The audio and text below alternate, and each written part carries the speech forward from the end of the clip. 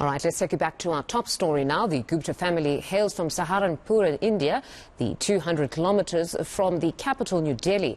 While the surname Gupta is now infamous in South Africa, it barely raises any eyebrows in India. Our Indian correspondent, Bundhun, previously visited the Guptas' hometown and spoke to locals there. She's been gauging the reaction on the subcontinent and joins us now. Good morning, Rebecca, and thank you very much for your time. What has been the reaction to the news of the arrest of the Gupta brothers, particularly in Saharanpur?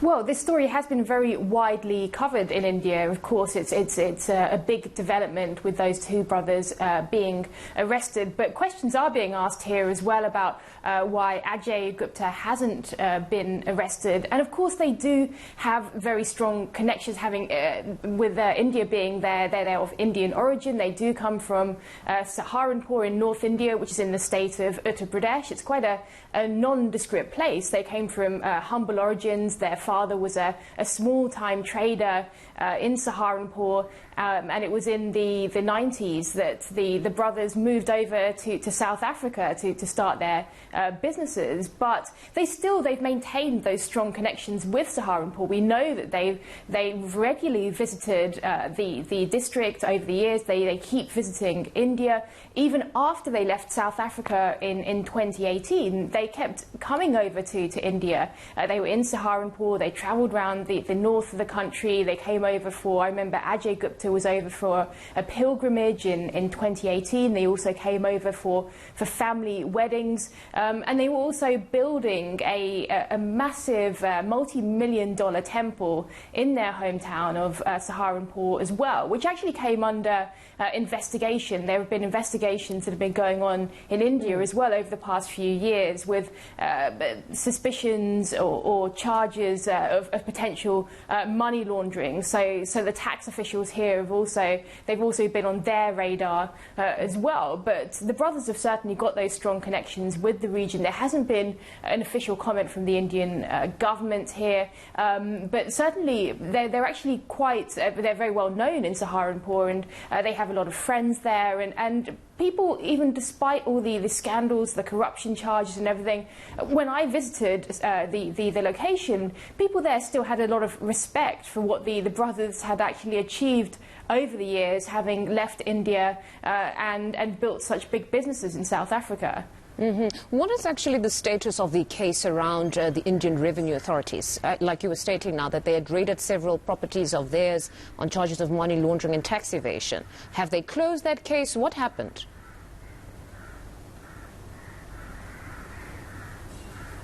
Well, as far as I know, nothing ever actually came out of that, and it's not clear if the cases were eventually closed. I think I would have to confirm this, but they seem to be ongoing cases because there was no official comment on them actually having been closed. But that is quite normal for India.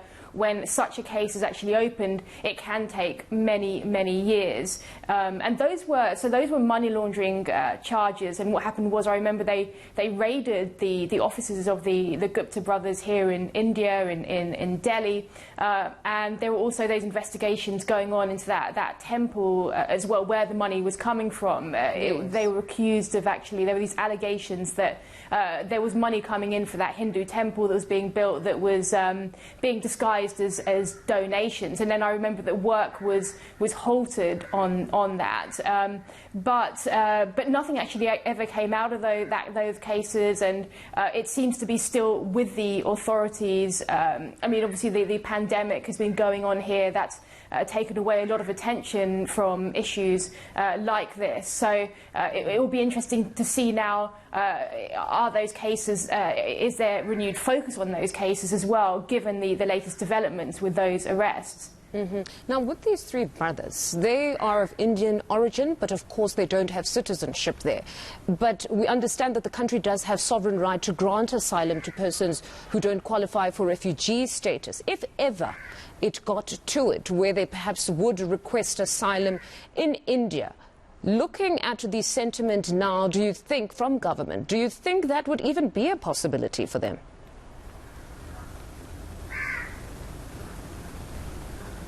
That's a really interesting question, and it will be really interesting to see if that is actually a possibility, and that if that's something they actually try for, because they have maintained these very strong connections with India. They do keep visiting, and even when they were coming to India, they were actually given a certain level of security protection by Indian police as well, which was very controversial.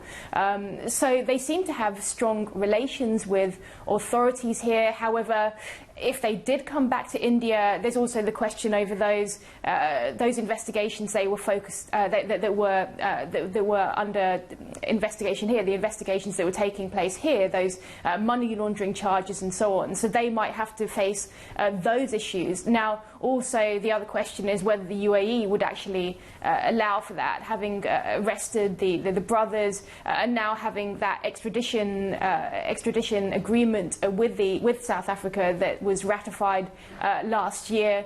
That could mean that they get sort of trapped in the UAE as this process continues. Whether India could actually help them in that regard is another question. And India, of course, has very, very strong relations with the UAE. They're very important trading partners. So they might have to come to some kind of agreement as well. But it would be interesting to see how this actually develops, and if that's something they do try for, and if it is even a possibility for them at this point in time.